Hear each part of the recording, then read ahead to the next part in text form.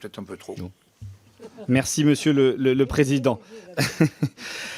Toujours en matière législative, donc, la loi du 4 août 2021 avait prévu un plancher de 528 millions d'euros pour l'affectation de la taxe sur les transactions financières au Fonds de solidarité pour le développement, le fameux FSD, qui contribue au financement des dépenses multilatérales, en particulier dans le domaine de la santé, du climat et de l'environnement. Et c'est là où vous allez voir tout l'intérêt de ce rapport d'application assez rapidement après la promulgation de la loi, c'est qu'on a, à travers ce rapport et à travers la sagacité et l'extrême précision de notre administrateur, cher Bruno Legrain, vu qu'il y avait ici un premier sujet. C'est qu'en effet, nous nous sommes aperçus qu'une ordonnance du 22 décembre 2021, quasiment pendant la trêve des confiseurs, avait modifié, avec effet à compter du 1er janvier 2022, les dispositions prévoyant l'affectation d'une partie de la TTF au FSD.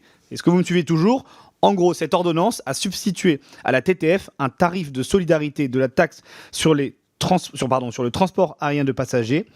Ce qui nous a inquiété bien évidemment parce qu'au fond, ça supprimait l'affectation de la TTF au Fonds de solidarité pour le développement.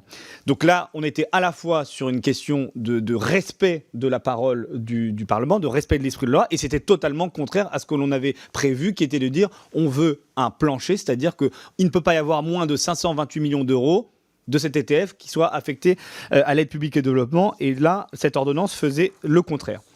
Ajoutons à ceci que ça s'est inscrit dans un moment plus large de budgétisation du financement du FSD, puisque la récente loi organique du 28 décembre 2021, qui a été votée d'ailleurs par tous les groupes, relative à la modernisation de la gestion des finances publiques, a prévu à terme la disparition des affectations de taxes au profit des organismes dénués de personnalité morale, tels que le FSD. Et donc il y avait une sorte de double effet, à la fois une ordonnance qui tendait à supprimer l'affectation, et de l'autre côté, une modernisation de la loi organique de financement qui disait que l'affectation des ressources, des taxes affectées allaient disparaître à un moyen terme. Nous avons donc sollicité le gouvernement pour avoir des éléments d'explication sur cette suppression de l'affectation de la TTF au FSD. Il nous a été indiqué hier après-midi qu'il s'agissait d'une erreur, donc nous en prenons acte, ils ne nous ont pas présenté leurs excuses, mais c'était une erreur, ils l'ont reconnu, et qu'ils alors, on ne sait pas dans quelle mesure c'est une erreur, on n'a pas encore le fin mot de l'histoire, mais en tout cas, c'était une erreur dans la rédaction de l'ordonnance du 22 décembre 2021 qui a remplacé l'alinéa de la loi de finances rectificative pour 2005 servant de base juridique à l'affectation de la TTF au FSD plutôt que de le compléter. Il nous a donc été indiqué qu'un rectificatif de l'ordonnance avait été validé par le secrétariat général du gouvernement et devrait être bientôt publié. Et nous ferons en sorte, bien évidemment, malgré la trêve parlementaire et malgré la campagne électorale qui va battre son plein, enfin pour certains qui bat déjà son plein, de pouvoir suivre ça et de suivre bien évidemment la rectification qu'apportera le secrétariat général du gouvernement. La loi de programmation relative au développement solidaire s'est par ailleurs attachée à renforcer la place et les missions de plusieurs grands acteurs publics du développement. Le premier est bien évidemment le Conseil national du développement et de la solidarité internationale, le CNDSI, et donc un décret précisant son organisation a bien été pris, et seul le Collège des personnalités étrangères, qui vous le comprenez pour des raisons d'éloignement un peu géographique et peut-être un peu plus compliqué de contacter les personnes, n'a pas été encore constitué, et donc sur les 10 collèges du CNDSI, seul un ne l'a pas été, et donc à la fois ce décret a permis de respecter pleinement l'esprit de la loi et puis aussi l'esprit des rapports que l'on avait déployés, développés en disant qu'il fallait ouvrir un peu ce CNDSI en faisant plus de place aux jeunesses, aux entreprises privées, aux fondations et aux diasporas, et ça l'a été fait. En ce qui concerne l'Agence française de développement, nous attirons l'attention dans notre rapport sur la nécessité que soit remise au directeur général de l'agence que nous avons reçu, la lettre de mission et la lettre annuelle d'objectifs prévue par l'OLA. C'est un sujet pour nous qui est très important. Alors là encore, il y a ces sujets d'interministérialité, parce que la lettre doit à la fois être visée par le ministère de l'économie et des finances et par le ministère des Affaires étrangères. J'ai cru comprendre qu'un des deux ministères était un peu plus lent que l'autre. En tout cas, nous serons particulièrement vigilants pour que, au terme, le 2 juin prochain, du mandat de l'actuel directeur général, lorsque celui-ci sera renouvelé, ou que ce sera un autre d'ailleurs, que cette lettre puisse lui être donnée et partagée à l'ensemble de la représentation nationale. S'agissant d'Expertise France, société qui a pris la suite de l'Agence française d'expertise technique internationale, le décret approuvant ce statut a bien été publié le 30 décembre dernier. Nous avons noté toutefois, et j'y reviendrai pas parce que Bérangère l'a très bien explicité, que nous avons ici une disposition qui a été prise qui est non conforme à l'intention du législateur.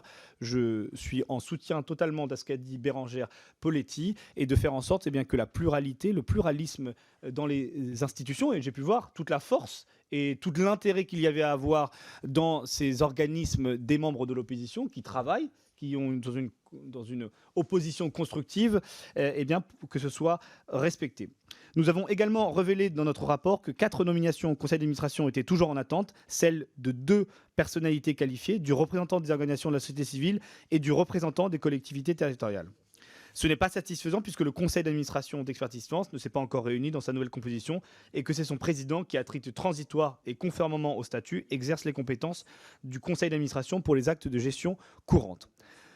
Alors, le 6. Enfin, la loi du 4 août 2021 comporte, vous en vous souvenez, une innovation majeure qui a été portée par beaucoup de membres de cette commission, la création... Excusez-moi. Merci.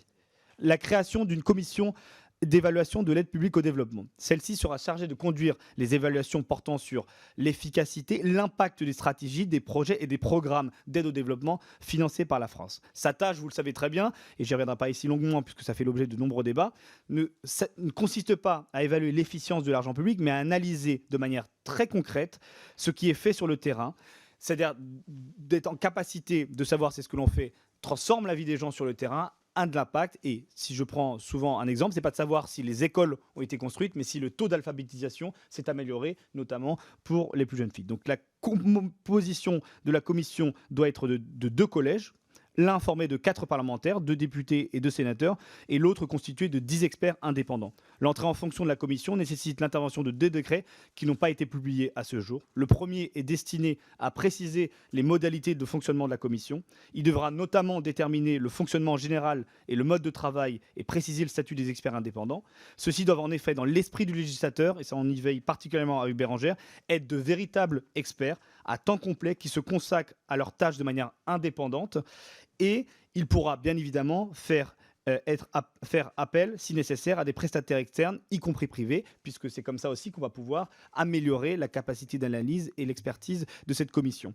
Il nous a été indiqué que la rédaction de ce décret devrait encore être finalisée en vue d'une publication dans le courant du mois de mars. Un processus de recrutement des 10 personnalités qualifiées pourra ensuite être lancé dans le respect des règles de l'emploi public. Ce n'est alors que pourra être publié le décret de nomination des membres de la commission. Et vous savez que la loi prévoit aussi un rattachement à la Cour des comptes, un hébergement à la Cour des comptes. Et donc dans ce cadre-là, un ou deux ou plusieurs membres de la Cour des comptes pourront faire partie et feront partie de cette commission, ce qui permettra d'avoir les compétences de la Cour des comptes en matière, bien évidemment, d'évaluation, mais de garder le caractère indépendant de cette commission. Je pense là, c'est une bonne manière d'avancer et de faire en sorte que l'esprit du législateur soit respecté.